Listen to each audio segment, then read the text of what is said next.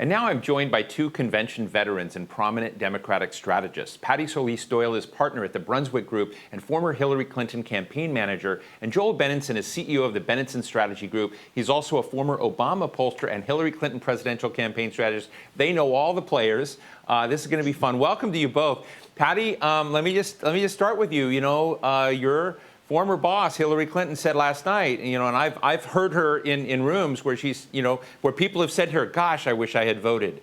I wish I had voted and you ran. And she kind of laid out a stark warning from my view. How do you think she did? Was her message heard? Was it effective? Well, I thought her message was very effective because, she is the personification of a very cautionary tale. Look what can happen if you don't actually go out and vote. And, on a personal level, it was a little, sad for me, a little bittersweet to see her up there because you obviously go to, oh, what could have been. But using her to relay that message, to go out there and vote, to not take anything for granted, I thought was very, very effective and a smart way to attack it.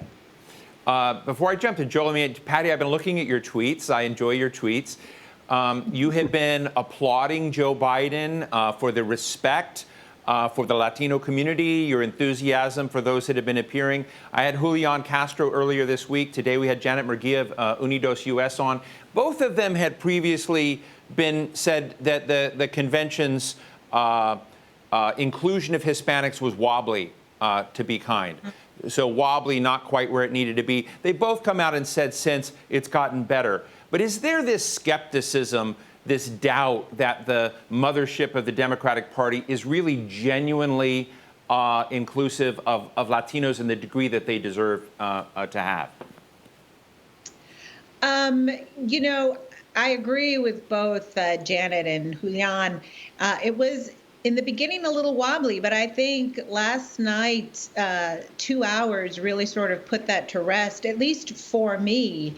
The fact that that video of Estela reading her letter to the president, basically calling him out on putting babies in cages and separating moms from their children. The wonderful performer who sang "Stand By Me" with a little merengue. I think the Biden campaign is taking this vote very seriously, not just for this election, but moving forward. This is a community and a voter bloc that is going to be essential for Democrats and winning elections, not just in 2020, but 2024, 2028, and beyond. We are a voting bloc to be contended with without question.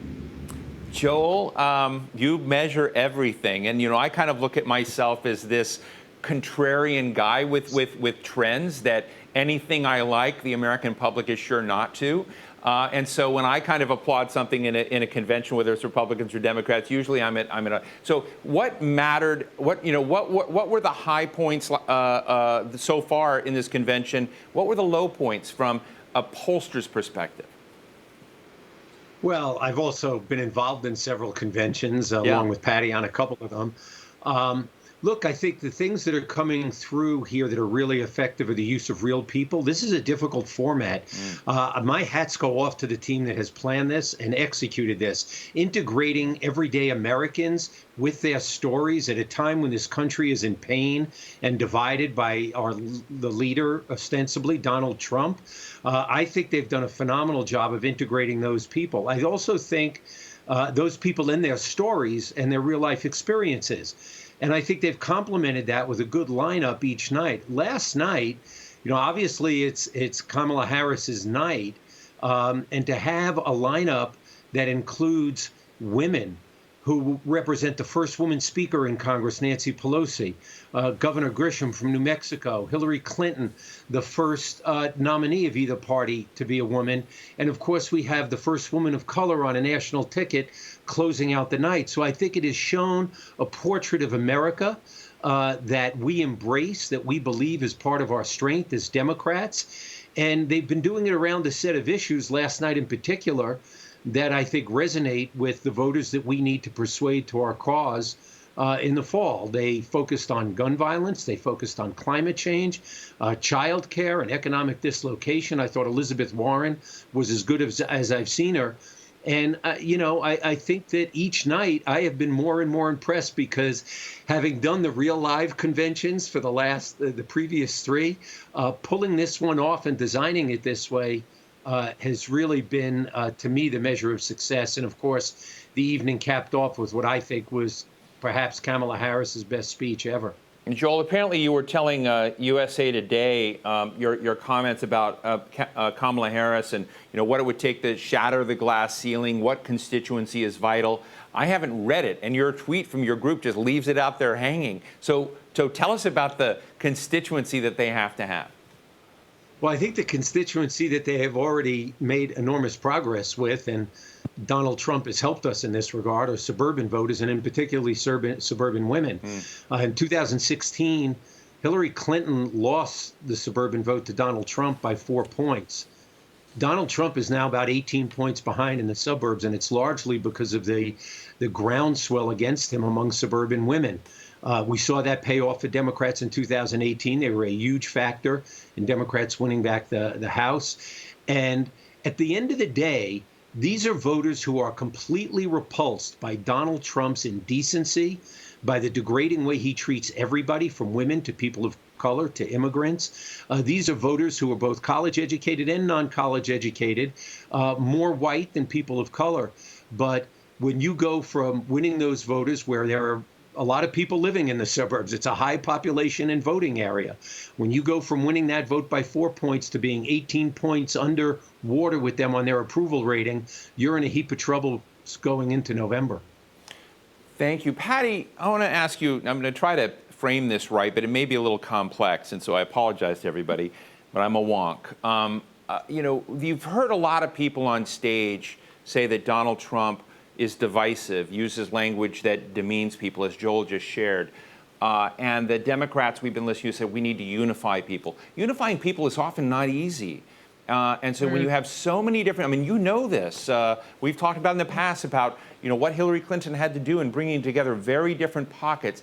How do you get them to hold together and be for something when the needs, the priorities, the LGBTQ plus community, the black community, the Hispanic community, Asian, people at different level of socioeconomic status. We were up in Baltimore yesterday talking about parts of Baltimore that have 20-year differences in life expectancy. And so agenda is going to differ. How do you make something that's for, that they're all for, as opposed to just being against Donald Trump? Right. Well, you've just hit the nail on the head on campaigns and why they're so difficult, and the importance of building coalitions and party unity. But I have to say, the Democrats have been at this since for 18 months now. We started with a field of 26 people, and we came out with Joe Biden and Kamala Harris leading the ticket. But from the jump, the North Star for Democrats, not just running for president, but up and down in the states, is beating Donald Trump. And I think that is the one unifying.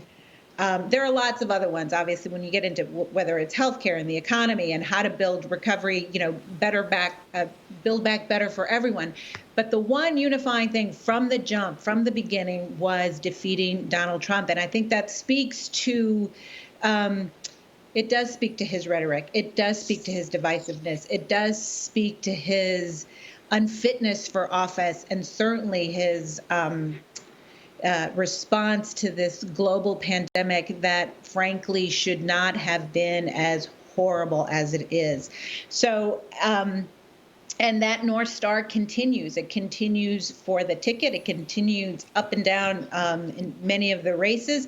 But more importantly, for voters out there, there was a CNN poll a couple of days ago where 78% of Americans are embarrassed about our response to this pandemic.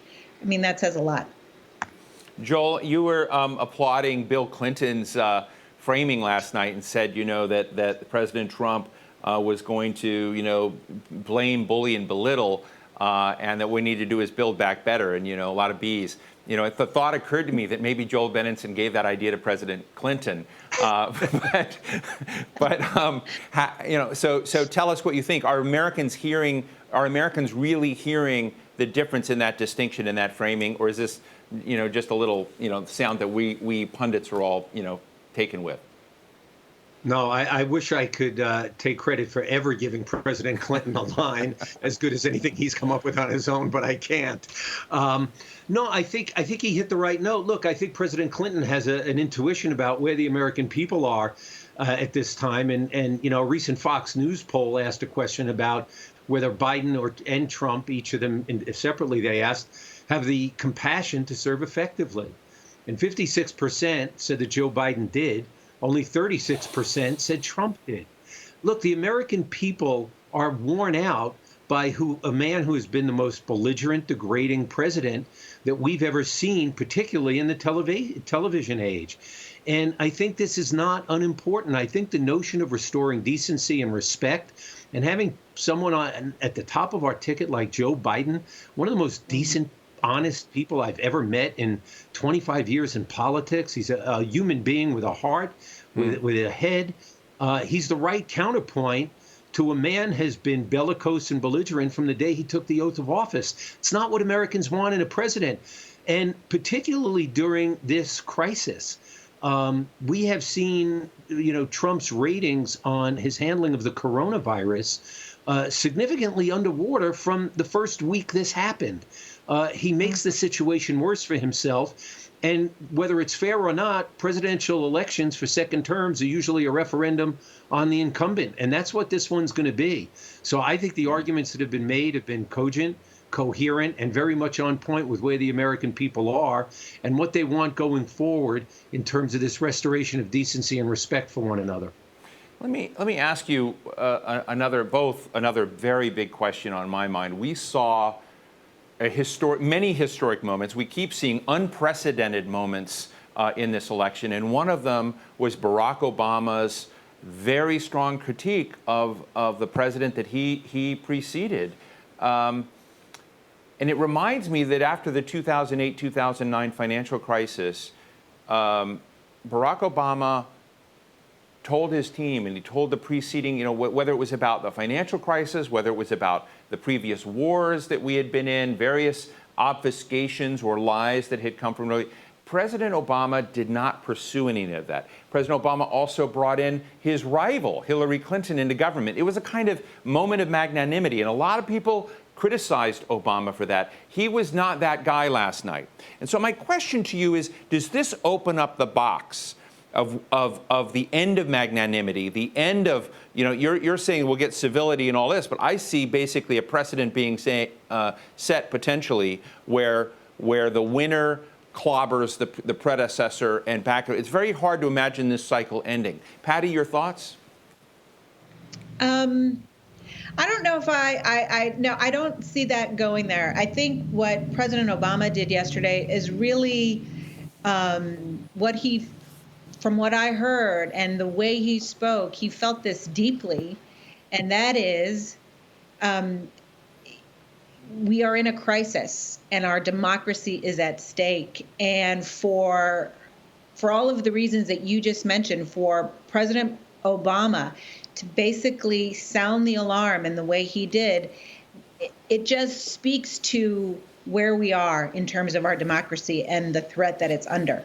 And I think when Joe Biden, and I'm truly believe Joe Biden will be our next president, when Joe Biden takes office, we're going to go back to common decency, because I agree with Joel. This is obviously he is equipped and qualified to be president of the United States. His career in government and politics speaks for itself. But this is someone who is truly decent at his core. And, you know, that Amtrak video on the first night of the convention brought me to tears, only because during these times, his level of just decency and kindness is overwhelming, because we're just not used to it. We're not used to it right now.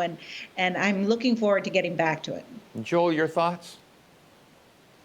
Look, I think President Obama made very clear from the outset of his speech that, yes, this wasn't following a series of norms, but he explained why, and he created the case against the violation of norms that we've had in an unprecedented way from a president of the United States who refuses to uphold our democratic principles, who has tried to defund the post office to prevent people from voting. I could go on, but we have a president who the first time in our lifetimes, and possibly in the first time, certainly in our history as a media-oriented country for the last several decades, a president who has violated every democratic norm in a way that no predecessor of President Obama or President George W. Bush or President Bill Clinton ever did. He has trashed our democratic principles, and he needed to be called out on that by a sitting president. And I suspect that if you ask George W. Bush whether he agreed with what President Obama said, he would probably jump in and jump on board right away. Let me just say, to close, this has been a fun discussion. I would love to take it a lot longer. And just get both of your response on this. Some have argued that the Biden-Harris ticket isn't creating the sort of enthusiasm, the level of enthusiasm that many might have expected. What would be your response to them, Joel? Well, look, there are two measures of enthusiasm in an election: how enthusiastic you are for your candidate, and how enthusiastic are you against the other candidate. Donald Trump's voters weren't enthusiastic in 2016, but a lot of them were enthusiastic, unfortunately, against Hillary Clinton. And that's how Donald Trump squeaked by, despite losing the popular vote by more than any president who won the Electoral College in history. The polling I've seen show that the enthusiasm for voting against Donald Trump is extremely high and extremely intense. So I'll take enthusiasm on either side of that coin, whether it's heads or tails for my candidate.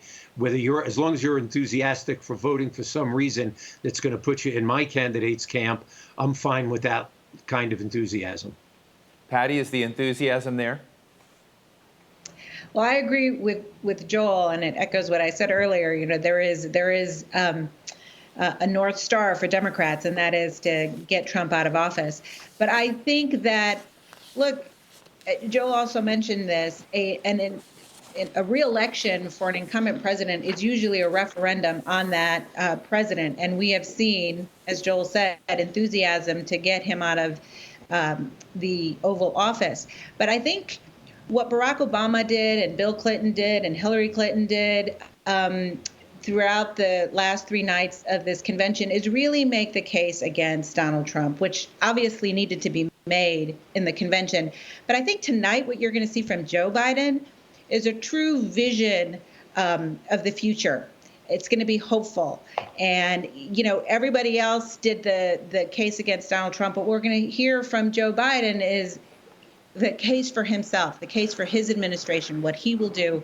And I think it's going to be much more hopeful. And, I got to tell you, I'm enthusiastic about this ticket. I think Kamala Harris has breathed in a lot of excitement in this race. The first, we've talked about it, the first African-American woman, the first Indian-American woman, a trailblazer, a history maker. I think there's some excitement there. Well, you've heard it here, everyone. This is. Go ahead, Joel. Go ahead. Sure. One last note. I also think what we've seen in this convention, the kind of people, the array of people who've been in it, is generating excitement that's going to be capped off tonight. I think we're coming out of this convention as strong as we're coming in terms of enthusiasm out of any of the previous elections I've been involved in. I think people are really jazzed up about what they're seeing and hearing from everybody. Well, I just want to tell my viewers that sometimes I have these discussions with strategists and pollsters and before big events, and they're lowering expectations. But you both helped set very high expectations, and we'll be back, sort of take a look at this after it's done. Thank you so much for joining us. Patty Solis-Doyle, partner of Brunswick Group, Joel Benenson, CEO of Benenson Strategy Group. Really enjoyed this conversation, and I hope you'll be back with us as we continue to watch over the next 75 days. Thank you very much. Thank you. Thank you.